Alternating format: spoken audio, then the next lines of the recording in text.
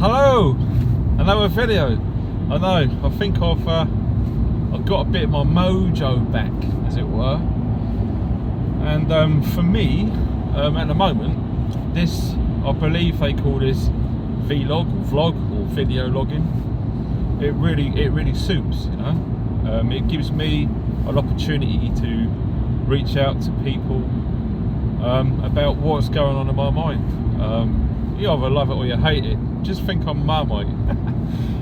What I've done to save lots of waffling, because it's so easy just to talk for 20 minutes about all sorts of stuff, and just, it feels like about a minute. I wrote some post-it notes down, little prompts. So I'm sort of professional, you know what I'm saying? Right, first on the agenda, I'm feeling a bit like a Q&A kind of mode at the moment, based on some of the comments I got on the last video. And I thought I'd just highlight or answer so many questions. It seems kind of cool, right? So, first thing, someone or a few people noticed my bag here. I don't know if you can see it in shot. The camera angle is going to change every time because I do it manually, right? But this is my, if you can see it, it's my EDC bag. It was given to me a long time ago by a company called VanQuest. They wanted me to do some trials, tests, and some honest feedback reviews, which I did. And I'll be honest, I'll still use that bag every day, pretty much everywhere where I go. It's a 20-litre bag. I believe it's just the right size, especially in a vehicle. You can take it around everywhere. Now this part of the video, I'm gonna sort of follow on a bit later on in the video about prepping for current threats. But predominantly, some items in the kit always stay in there. I might have to somehow do a video on the contents of that. I mean, obviously I can't do it while I'm driving, but it's just going to be difficult for me at this time to get my other camera, or maybe this one, and film it. But there's things like a little gas canister in there. There's some food. The food are like those Wayfarer pouches, you know, the army rat pack stuff, beans and sausages, blah blah blah blah blah. Because they're just really quick and convenient, and of course you don't need to heat them up if you don't want to, right? Breakfast bars. There's a water purifier in there, which is filled up with water, ready to go. Just loads of little things. There's like map, compass. There's impact pen. So many things. I'll go into that in another video. So basically that's what's in there. It's if stuff goes tits up, I can grab that bag and I'll be so much better equipped than Joe Public, should we say. So that'll be another video on the bag, so well spotted. I'd love to know what's in that bag. I bet it's crammed full of survival goodies. And yes, you'll be correct, it is. Incidentally, it does not live in the car. The car's completely empty, nothing lives in the car, because I just see it a bit pointless. If your car gets broken into or stolen, you've lost everything. That stays indoors, and every time I go out, I'll take it with me. It's good for keeping fit as well. It weighs, I don't know, I think it's about 15 pounds in weight, give or take, maybe a bit more, I can't quite remember. But that'll be on the video at a later date. And it's a good way to keep fit. So that's the EDC bag covered. I'm trying not to waffle on too much, I'm going to breeze through it. And a few people have mentioned, that's not a Land Cruiser. What's happened to the Land Cruiser? Well, some of you, not many know, but I had to get rid of a Land Cruiser very, very recently. Go on in, go out if you're going to go. Come on, don't stand around like 3 o'clock half strut, get out. Motorists. Oh man, I wish people would have some balls and just make decisions rather than, oh, I don't know what to do. Asshole! God damn it! Burp, burp. Damn. Anyway, sorry, minor road rage incident. Yeah, the Land Cruiser. It was becoming more and more apparent that it was expensive to run. The fuel, I was probably spending about £200 a month on fuel. That's basically just getting to and from work, and the odd trip out not too far over at weekends, a bit of shopping, you know, that sort of thing, family stuff. That was my one and only runner. You know, I only ever have and can afford one vehicle. I'm not one of these people who have a car and then they have like a hard-on or a fun car that they play around with at weekends. This, I believe they call it a daily runner, and this now is my daily runner. In a Toyota, it was becoming expensive to run. MOT come, auxiliary belt went, they had to be towed there, it all costs. We went through the MOT, it failed, and the reason it failed is the axle mounts in the back were completely rusted and corroded. This car's 1996, the Land Cruiser. It's an old girl, over 20 years old, and of course it's been all over the place. It's had, oh, it's the 9th owner. That car's been around the world. It's done 250,000 miles on it, and it's just been, it's very expensive to keep those old girls on the road, right? And the engine, believe it or not, is still pretty much like a brand new one, just been made in the factory. Okay, it's an immaculate condition, the engine. So there's nothing wrong with the engine, it was just the rust underneath that eventually just got too far. It would have needed specialist welding, which they couldn't do, and to find someone to do that was very, very hard. And a few other things, and it cost so much. I thought, you know what, I'm going to have to make a decision. It's about £2,000 to get it all fixed, and the car was only £3,000. I spent loads of it over the years I've had it, so unfortunately I had to get rid of the Land Cruiser, so she's gone. Scrapping, I didn't want to scrap it. I found a website on my phone called Remove My Car. They were great. I phoned around, got some quotes, and everyone, everywhere said for scrapping, 150 quid. I said, mate, it's like a 2.5 ton vehicle, 150 quid? No way. My partner suggested WeBuyAnyCar.com. I've just laughed at her. So out of a laugh, I've done it anyway, and they said 150 quid. There's no way, no way. I had a friend who was interested, and I offered the 500 quid because it had loads of new parts all over it, the tyres and loads of other new things on there. So to break it, you'd have definitely made your money back. But he said 500 for the age was far too much. So I found that website, Remove My Car, and they gave me 355 quid. They come round, took some photographs, started it up. The whole process took less than 15 minutes. And before the guy went, he showed, and we looked at each other's phones, and the money gone straight to my account. Bonus, okay? £355, bye-bye my beautiful Land Cruiser. I was a bit choked, I'm not going to lie, I cried a little bit, because that car had a lot of memories. When my son was born, we went from hospital to home in it. I met my partner in it, we travelled Wales and loads of places. Really love and miss that car still. Now I've got this. The only reason why I got this car was economics. I'm the sole earner in the family, there's no benefits involved, so times are hard for our family right now, so it made sense to get a petrol engine, 58 miles to the gallon, one owner, 40,000 miles, 4,000 quid. So I thought, right, job done, got the car. And it's like I was mentioning earlier on about prepping for current events. And as I say, the reason why I got this was economical, financial based.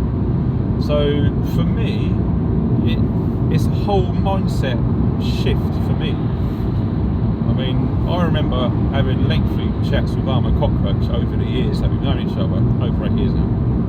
And here's of a mindset of anything can go wrong at any time, you can't prepare for everything, you have to learn to adapt. And that's what this car is for me. My life changed a few years ago, as you all know, and the vehicle had to change with it. It's as simple as that. It's hard to get over, but you have to. One word of advice I can give to anyone would be, whatever it takes, do your very best to adapt to anything as quickly as possible. The longer you take to adapt to something, to a change, the harder it's going to be on you and probably your loved ones too. So, Bruce Lee, be water, my friend. If something changes, just roll with it. Don't go, oh, there's no point moaning and I wish this. It's too late, it's done. Life is just gone. Yesterday's gone. Leave it. So this is me, this is my new vehicle. No, it's not 4x4, no, it's off-road, but I had to make a decision based on my situation, and I rolled with it, and I've done it, and it's less than half the cost to run fuel wise. It's less than half the cost of tax, so we can go further for the same or less money, which is good. And also the money that I'm saving can go towards other things. Job done. Makes perfect sense to me. So that's what happened. I am no longer a diesel owner. And incidentally, you know, like Roach said, I keep saying it, but he says a lot of sense. Keep one eye on the future. And the future I see is anyone that owns a diesel car over the next, I'd say, 2 to 5 years are going to be heavily penalised financially. It's going to start off with the old gas guzzlers like what I had, the 3 litre engine, 20 something miles per gallon. Any vehicle like that, you're going to get crippled financially. Fuel prices could go up, you'll definitely pay more in tax and insurance, etc. And then once the government have had their way with that, they'll start to do the economical diesel engines. So, you know, I was really close to buying an economical diesel engine with like 60, 70 miles to the gallon. But I thought, what is the point? In a few years' time, you're never going to be able to sell it because no one's going to want to buy a diesel car because the government are making diesel cars look like fucking Hitler, if I'm honest. Sorry for the swearing, but it's just how it is. So, think petrol. And petrol is going to be around and more acceptable, more accepted than diesel, in my opinion, in my view. But eventually, at some point, the petrol engine will be shunned and everyone will be forced into having electric cars. Now, most people around the world can't afford an electric car right now. They probably won't be able to for at least 10 years, maybe. They're so expensive.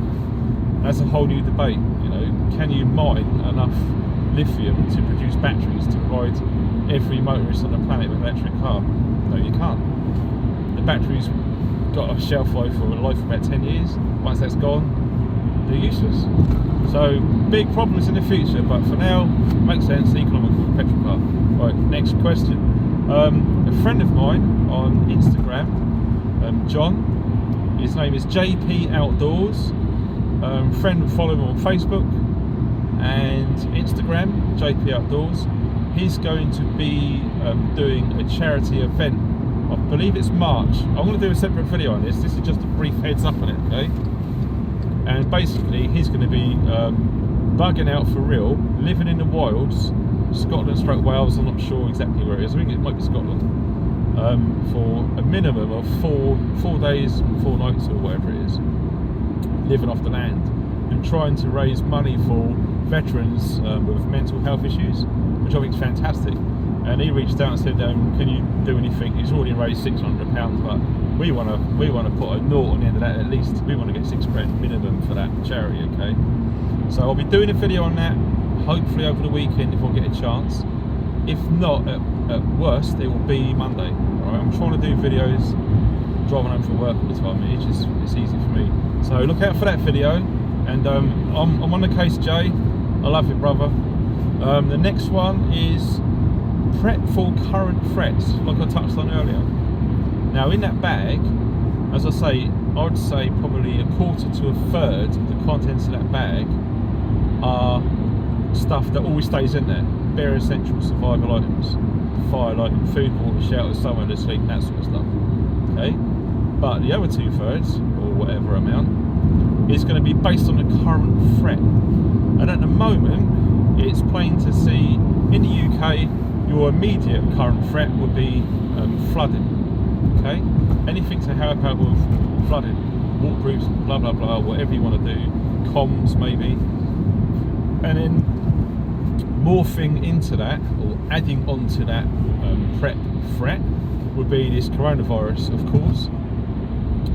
You have to be, I don't like to say it, but maybe asleep if you are following official stories, government, and this bloody, who is this person that's doing this prediction? Perkins or something. Those figures are woefully, oh my god, laughable. Okay, so yeah, prep for current events. That's my advice for anyone, especially if you're new into the prepping community. Oh my god, what do I prep for? There's so many things. World War III, food shortages, civil unrest, financial collapse. Okay, this could all happen, no one really knows, but try and be sensible. Think of immediate threats to you, and everyone is different, and everyone is in a different situation, mentally, physically and financially. You have to work out what is suitable for you. Okay, so that's my advice, and that's what I'll keep in my bag. And you know, maybe the way I see things with this coronavirus, it could play out that you might have to self-quarantine. And how we talk in the prepping community, you're basically going to be bugging in, all right? Whether or not you're going to have martial law, potential civil unrest, armed forces, security called in to monitor, who knows? No one really knows. We hope not, obviously, because no one wants that. No one wants to end up going down the road China's going down or gone down. So yeah, bugging in. What you need to do is you need to make sure that you've got a minimum of 1 month's food for your family, not just for you, for your family. Okay, 3, 4, 5, 6 members, pets. Make sure that you've got enough. If you had to stay indoors for 1 month, think what you would eat. All of you. You're not going to work. You're not getting packed lunches. You're not using vending machines and all that crap. You're all going to be staying in. And obviously, not everyone's financially situated to provide this resource. Okay, so you want to look at ways that you can eke out it. So yeah, my advice, if you're going to be bugging in for a minimum of 1 month and you're financially strapped, you have to look for cheap items. Okay, now, you know, most of us who have got an eye on what's going on have already done this a long time ago, recently, whatever. But if you haven't already done it, seriously, you're running out of time. I can't give you a timeline on how long you've got, but it could be as little as 2 weeks. Alright, so you want to try your best. I'm serious. Make sure that you can provide for your family for 1 month. So what goes in must come out. Toilet rolls. If you haven't or can't afford or haven't got room for whatever reason to supply your family with 1 month's of toilet rolls, you're going to have to go down rags, boil washing, like our ancestors used to do back in the day. A great big pot. You put it on your cooker, or you do a fire in the garden, or your camping stoves, or whatever you've got. Boil water and clean. Basically, you're using flannels, rags, cloths, anything that comes to hand to wipe yourself, and you're going to boil it to kill the bugs and to clean it. And you're going to dry it and you're going to reuse it. I know it sounds bad, but to be honest, most of us have been bubble wrapped for a minimum of 30, 40 years now. You look at the people who lived, especially in the UK, up until that time, and the hardships they went through. You've got no idea what hardship is, alright? The Great Depression, that could possibly happen within the next 12 months. I'm not scaremongering, not fear-mongering. Incidentally, if you think I am, just do a dictionary search on fear-mongering and the psychological reasons why. This is not fear-mongering, this is talking sense in my eyes, okay? You don't have to believe me, it's up to you, but I'm just trying to help people. I love to help people. That's just who I am. So, yeah, prep for a month. Food, water, medical supplies, money on the electric, gas meter if you're running like that. Make sure you can stay warm, sheltered, all the rest of it, okay? What else is there? The coronavirus. Oh, we forgot to mention the Prepper Meet. I should have done that at the foot of the video. What an idiot. The Prepper Meet is the Friday the 17th to the 20th of July at Church Farm, Ardely. It's going to be one of 2 sites within the farm. That's going to be confirmed nearer the time. It's a working farm, and working farms are always changing. It's very hard to pin stuff down, but it's definitely going to happen. It's definitely the farm. I believe the prices are the same. I'm going to put a link underneath this video to their website to book for that, okay? And that's all I've got to say. Thanks for spending your time to listen to this. Thanks for everyone's comments in the previous and indeed all videos. It really is nice You know, I know I've been away and I've had a lot on my plate, like us all. But, you know, to get the response that I did, I was shocked. I really didn't think it would go like that. So thanks very much for the love, okay? That's awesome. Thanks for watching, guys, and stay funky.